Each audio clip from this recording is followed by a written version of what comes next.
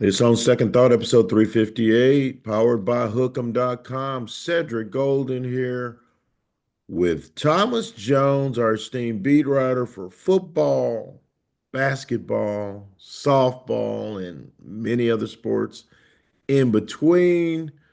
TJ, we're a long ways away from football season. We'll hit on just a little bit of that because spring football's around the corner. But we were at the Moody Center on Tuesday night, and the Texas Longhorns took a 103 to 80 beat down. That's what it was, TJ. A beat down at the Yeah. hands of what we have to call in the Statesman the number one team in America, Alabama. USA Today coaches poll, big dog. Yeah. We got to follow the rules. Yeah. Um, Rodney Terry is trying his butt off, but it's a third straight loss. 15-10 overall, 4-8 in the SEC. Oof. Times are getting tough over there, TJ. What do you think about the state of affairs around UT hoops at this present time? Look, I'm going to be honest. I'm probably not reacting as strongly as some other people. I don't want to overreact. Yeah, they're 4-8.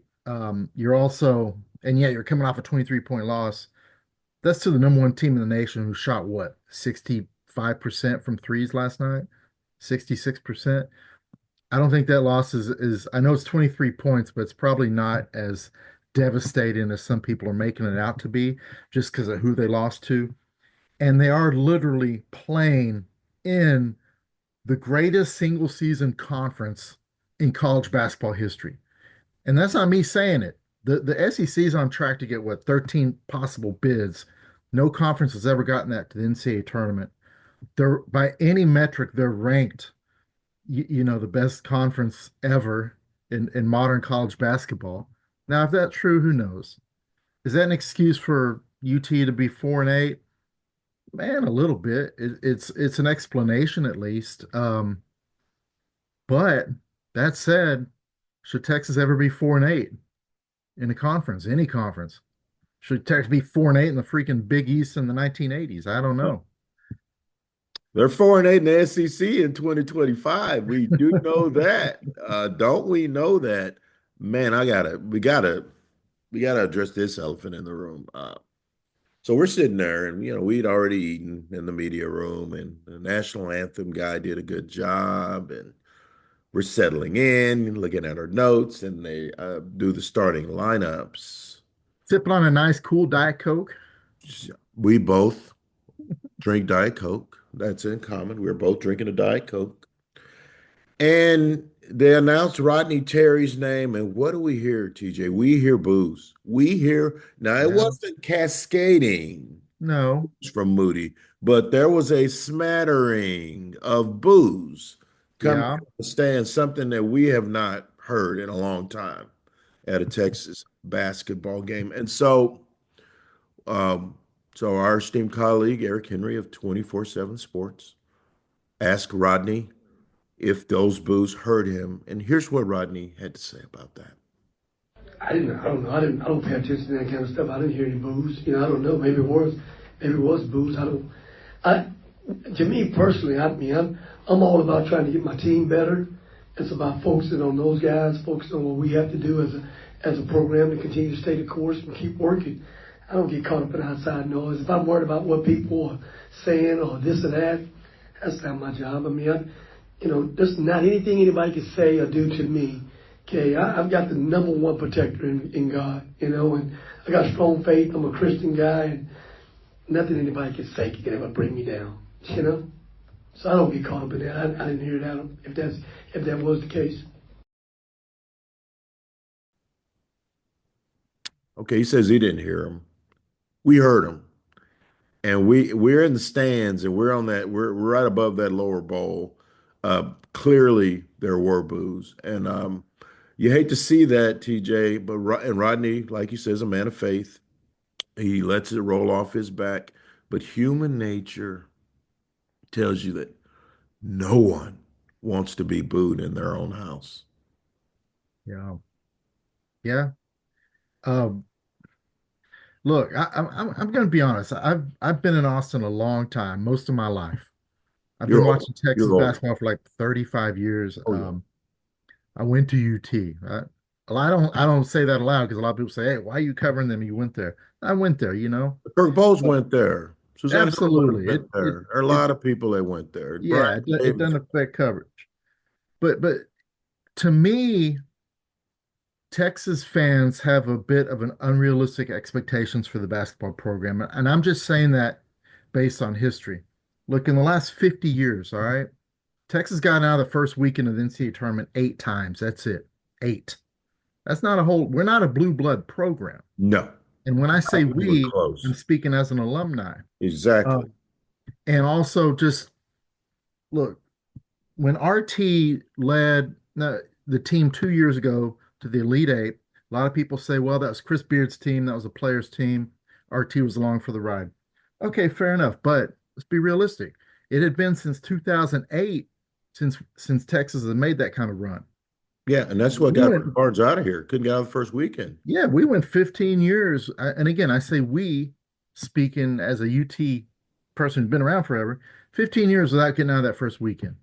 Shaka Smart had 6 years here, didn't win a single NCAA tournament game. RT, Elite Eight his first year, won a game last year with a flawed team, and this year is not a good year. And I think RT'd be the first to admit it. But, do people really think he's going to be gone after one bad year? Fans are fanatics, and fans act. They act out of emotion. Um, I don't think they can go 0 for the rest of the way, and he expect to have his job back because then the team quit.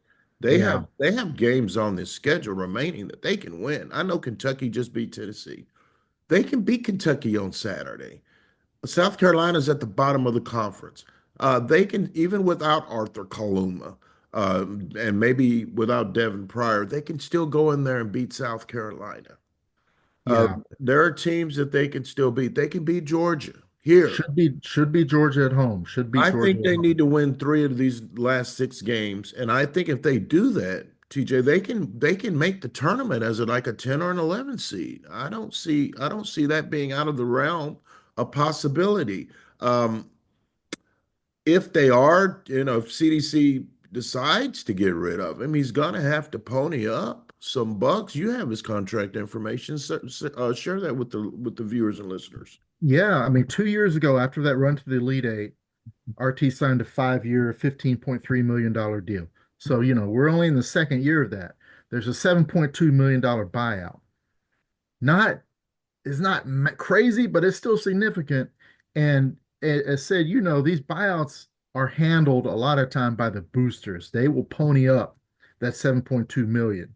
But do enough people care about basketball to get him out of there for 7.2 out the pocket? Yeah, I mean, there's people around UT didn't care enough to pony up for JT Toppin with NIL money, who's And they starting for needed him. And Texas they Tech. needed they needed Yeah. him. He's a So he's a stud. are those same people that didn't pony up in NIL going to pony up 7.2 million? Will they force the issue with CDC? Do they really want RT gone that bad? Um, Who can you get though? exactly. I just, I think RT is going to deserve at least one more year after this. And there's no Chris Beard waiting in the wings. There's no UT alumni who made his bones on the UT campus who led another team to the championship game, which is what Chris Beard did at Tech. There's not Chris Beard waiting. You know, it's just The guys out there are up and coming guys, not guys who already have some real skin in the NCAA tournament game. And for me, I think he, I think if he gets to 7 wins, if he gets to the tournament, they're not going to be around long. They're a flawed no, team, no, but they're a he flawed team. deserves another year. Here's my thing on it: just a poorly constructed roster. And I know people over there on the 40 acres who we talked to before the season believe that it was well constructed. I think the mix, the Tremont Mark, Jordan Pope mix hasn't come to fruition as far as being second linchpin to the amazing young Trey Johnson. Yeah. Didn't work out. The flow's not good. You don't have an interior presence. Caden Shedrick Thomas is a garbage man, and I say that in the most complimentary way fashion. He's Yeah. not a guy you run plays for. He's a guy that scraps and claws and gets loose balls and putbacks. That's every team needs a Caden Shedrick type, but he's light and he gets Yeah. pushed around in there. Yeah. Arthur And he, Kluma, who's yeah, hurt, yeah, absolutely. 6'6", and you're playing him at the four. He is overmatched. Now, every Yeah. now Like, he gets a mismatch against a shorter guard and he can bully him to the bucket. But usually he's going up against 6'8" and 6'9" guys. This is a conference of big, big men in the yeah. conference. And more times than not, he's got problems on both ends because he's shorter than the guy he's matched up against. And then my favorite player on the team, Kendall Weaver, has a groin slash hip, whatever you want to call it, Hmm. and he hasn't played in weeks. And he was their Energizer bunny. They miss him, Thomas. They miss him. Yeah. I mean, one thing we're going to have to look at is Chris Ogden, the general manager of the program, plays a massive role in forming the roster each season. And at the beginning of the year, I personally liked what they did with the backcourt. But you're right, Caden Shedrick, who's playing hard and puts his body on the line. I'm gonna give I the love his effort. I love his effort. yeah, but he has to carry such a load inside. He's the only one with real size on the roster that's ready to play. He's got I height, like, but he yeah, ain't he's thick. 6'11", but He ain't he's thick. no, he weighs less than me, which A lot of people. not hard to do. Um, Arthur Kaluma is like you mentioned, he's playing out of position. He's playing great and he's banged up. That's why he hasn't been as effective recently. And then, Zarek Onyema, just, he's just kind of been a guy for Texas. And they got some young size like Jamie Vincent, but he's not ready to Not ready. contribute. Not ready. So they constructed a team that didn't have a lot of height and had even less muscle in a conference dominated by height and muscle. You Physical. saw Alabama last night started three guys, 6'11". And these are big boys. These guys have been in the weight They room. can run, and they're not great shooting team, but they made 17 of 29 threes. I don't care Yeah. who Texas is playing. I don't care who you're playing. If you give up 17 out of 29 from distance, you're gonna lose. You're gonna lose. Yeah. And it's, what can Texas do in the offseason? Do they want to keep churning through these, 1 year rentals in this NIL portal transfer era? They don't have a lot coming in the recruiting class next year. They got one kid coming in, John Clark. He's a big guy from Houston, but he's going to be a true freshman next year. That's the only recruit they have. So it's looking, the offseason's not looking great right now. And the one good thing about the NIL is if you've got the Bucks, you can plug some holes. I mean, Steve Sarkisian has done it, but here's the thing: Sarkisian's got the blank checkbook. Whatever Yeah. Sark needs, Sark's going to get from CDC. And I don't know if there's that kind of money like Toppin. You put Toppin on this team, they're not 4-8. They're Yeah. not. Yeah. They aren't. There might be some ball. There might be some ball sharing issues on offense, but they are. That's going to be one of the most. That's one of the most dynamic 1-2 punches in the country And, with and, him and and you wouldn't you Trey. wouldn't be hamstrung if a Kaluma or a Shedrick get hurt, like the situation they're in now. I mean, they lost rebounding, 41-27 last night. And it's mainly without Kaluma in there. They had really no answer in size. And you're saying you need the Bucks. Texas got the Bucks. You need the willingness to spend those Bucks. There you go. And the basketball program has just doesn't have it. And historically, being honest, they've never had it. And TJ, you have to give Rodney Terry credit for stabilizing the program after Chris Beard got run.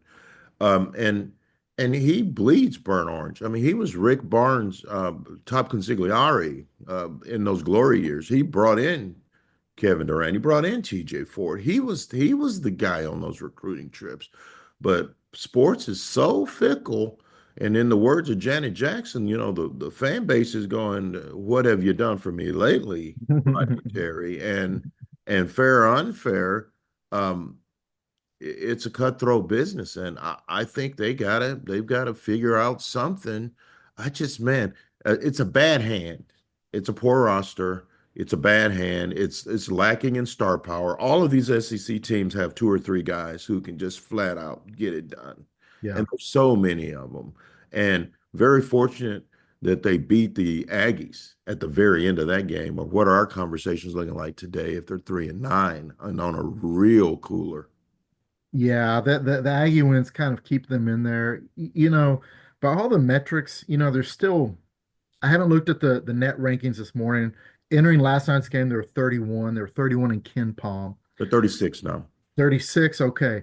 So that's still there. I mean, you've got I think three quad one wins right now. That metric changes. It's there. You're 4-8. You got 6 games left in the regular season. If you go 8-10 in the SEC, to me, you're guaranteed an NCAA selection spot. You might Absolutely. even with 7-11, you might get in. I'm on Maybe. that 7-11 train, TJ. I'm on that train. I think they win seven. They're in there. I believe it. And the good thing, you got Kentucky Saturday. You win Gotta be. that, that's another high profile quad one win over a ranked team. And people kind of forget about this 23-point loss.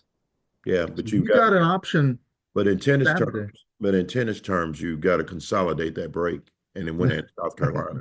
You can't be Kentucky and then go in there and lose to the worst team because then you're giving the committee a Yeah, reason to leave yeah. your butt out of the tournament. Mhm. So I would hate And for them to miss the tournament for the second time since 2019. yeah, it's been Yeah. 2019. And it doesn't Shocking. count 2020 when there wasn't a tournament. Yeah, So that did not count COVID. um, the last thing we want to do is be seated courtside at Moody Center in front of 647 people when they're playing Coppet State, the NIT. Man, I don't want any of that smoke. I just don't. And Yeah. it would be really, really humbling for this program. It's a proud program, and like you said, it's not like they've set the world on fire historically, but they are a blue blood athletic department, and this is the second most important sport on campus, and they're not getting it done this season. It should be the second most important sport. We know it's not. You think it's baseball? I think it's baseball. I mean, men's basketball may be behind volleyball at this point, considering what No, Jared Elliott's done. no, fam. Volleyball's Yeah, great, but you're not going to get 11,000 people to at a volleyball game. You're not going to get that. It's not Nebraska. It's not Nebraska. Or that's true. they just That's died true. for it. Baseball, baseball is very, very passionate fan base. Yeah, Judging by all the people that showed up at the alumni game, we, myself and Daniel Davis and a lot of other media people, including Kirk Bowles, we all visited with Schloss and 7 players yeah, on Tuesday, and they're ready to go. And it'll be a fun. They start out this weekend, but I'm giving basketball still the edge. But I'm telling you, the one thing that's worse than anger is apathy. And man, to see those stands emptying out at halftime, yeah. because they just didn't believe this team had the smoke, the stroke to get back in it. That's got to be telling. And I know Rodney Terry noticed it. Yeah, and especially you have this jewel of a gym in the Moody Center that's still, sparkling new, man. What are It's we a in the third palace, man. year? It's a nice It's palace. beautiful. Um, and CDC and the higher ups, they don't want to see that place not full, during basketball season. No one's in that gym, no one's in that building more than basketball, UT basketball, men's and women's. That's got to be, they want to see the crowds there, they want to see the energy, they want to see the competitiveness, they want to see the fire. And you're right, apathy is worse than, you know, that's the biggest sin of all at UT because you're competing, everybody else is winning in this athletic department. Everyone, soccer, Every other, volleyball, exactly. baseball. Yeah. They're winning. They're winning. Soccer, golf, Baseball tennis, remains to be swimming. seen, but baseball just got a boss, head coach who basically pays taxes in Nebraska. He spends his summers in Omaha. Yeah. He's working. So Yeah. I think the bar has been raised on campus, and I think basketball's got to step up. Vic Schaefer's done a hell of a job with the women. Yeah. It's a Final Four team with All American guard and the one of the best 1-2 combo um, platters in Taylor Jones and Kyla Oldacre in the country. They Yeah. are they are that good. So I think the men's team is not as talented, and you add those injuries, and it's just a really bad confluence of events that has them on the brink of NCAA tournament extinction, even before it starts. And we don't want to see that. We want them in the tournament, man. That's what we No, want.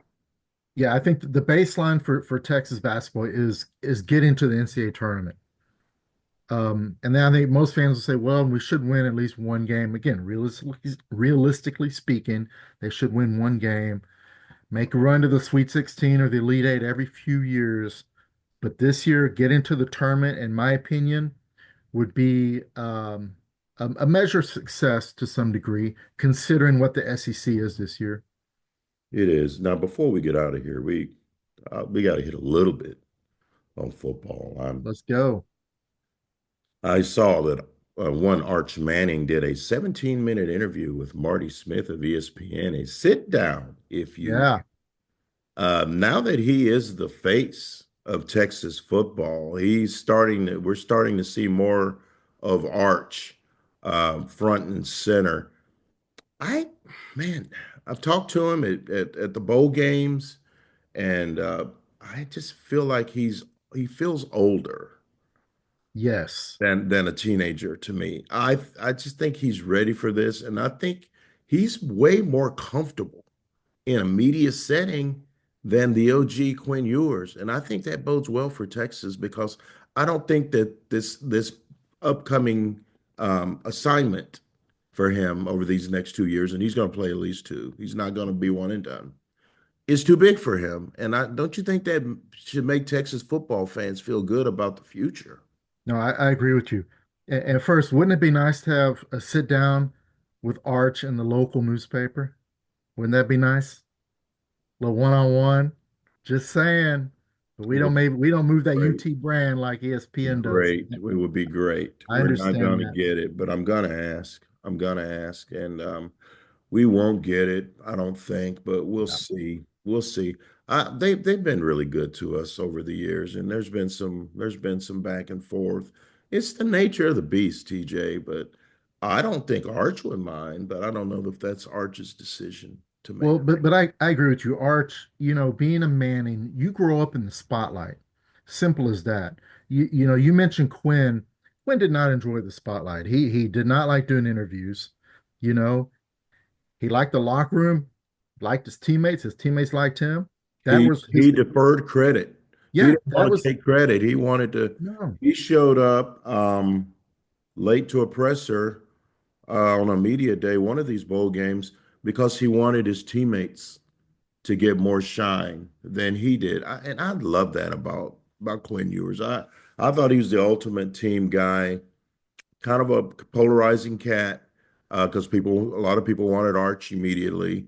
But I love the way he handled his job and went about his business. And he was definitely a team guy. Yeah, and I'm going to give Arch, I think Arch shares some of that humility. I Hmm. talked to him after the Cotton Bowl in the locker room, and it was just me and him. And even with that small audience, he was like, well, look, this is about, Quinn, and this is about these seniors that are leaving. I learned so much from them. And he sounded very earnest, and he comes off as a very humble guy. And like you said, growing up a Manning, you're used to that spotlight that comes with being the quarterback at Texas.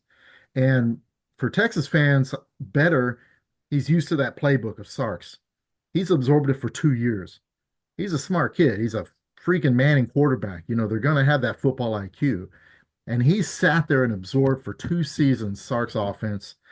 I think UT doesn't miss a beat at that position next year. Speak on it. Speak I on think Quinn's ability will overcome any of the inexperience that he has. it. Arch's And when, ability, yes. yeah, oh, sorry. Arch's ability will overcome some of that inexperience he has. And once he gets the experience like Quinn had, and he can make those audibles and make the changes and do the protection, all that, I think the sky's the limit for that guy. Because the athleticism. Yeah, The yeah, absolutely. athleticism. making plays off schedule. Yeah, yeah, If you look at the teams that made it far, yeah, Quinn was the exception. He's not a guy that made too many plays with his legs. But Will Howard can run around a little bit, and Dylan Gabriel can run around a little bit. And you look at the Super Bowl, Patrick Mahomes, his legs, and absolutely. and of course Jalen Hurts was great. I'm sure he was the leading rusher in the Super Bowl. So that's the blueprint now, a quarterback with elusiveness and escapability.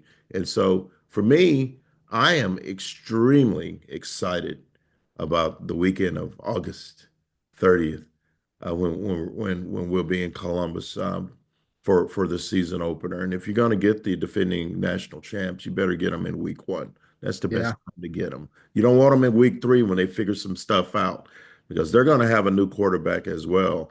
But unlike Arch Manning, he won't have 2 years in the same playbook. You don't have to teach Arch anything. He's just got to settle into the position, and he's played some football. And so I think Sarkisian's got to be really excited. But got to talk about it before we yeah, go. yeah, They're losing a ton of talent. No Kelvin Banks, no Cam Williams, no Jake Majors, no Jadon Blue at running back, no Matt Golden, no Isaiah Bond, no Gunnar Helm. yeah. I mean, they got it. We're going to find out if they're able to reload for a second straight year. We're going to find that out. I think the skill spots will be fine. I really do. I think Arch has worked enough with Ryan Wingo and DeAndre Moore and some of these guys we didn't see on game day that much. I think they'll be fine there. Running backs will be fine if CJ Baxter's back from that knee injury that made him miss all this past season. Quinn I said, back. Yeah, that O line, man, that O line. crucial, fam. You're gonna Crucial. have two new starting tackles. Now, you're gonna have Cole Hudson and DJ Campbell at guards, And we know Trevor Goosby's got upside, big He's got upside. upside. If Brandon Banks is what everyone, the five-star tackle out of California, true freshman this past year, if he's what people think he was coming out of high school, they'll be fine. I think so too. I think so too. TJ, always a pleasure. I will see you on Saturday. Yeah, I don't think it's RT's last stand. I think he's got a couple of more things up his sleeve. Gotta get the dub against Wildcat. You gotta send that blue home with the Blues. That'll Or quiet those else, boos. We're talking about blues and the Gotta boos. turn, That'll gotta quiet turn them. those blues into Kentucky blues. If you do that, they're gonna be okay. Man, There I you really go. appreciate it. Read his stuff on hookem.com. He's all over football, he's all over basketball, and he's all over the number one ranked softball team. Shout out Mike White in the country. Thomas Yeah. Jones, we appreciate it, man. We'll see you next time. All right. Peace. Ed.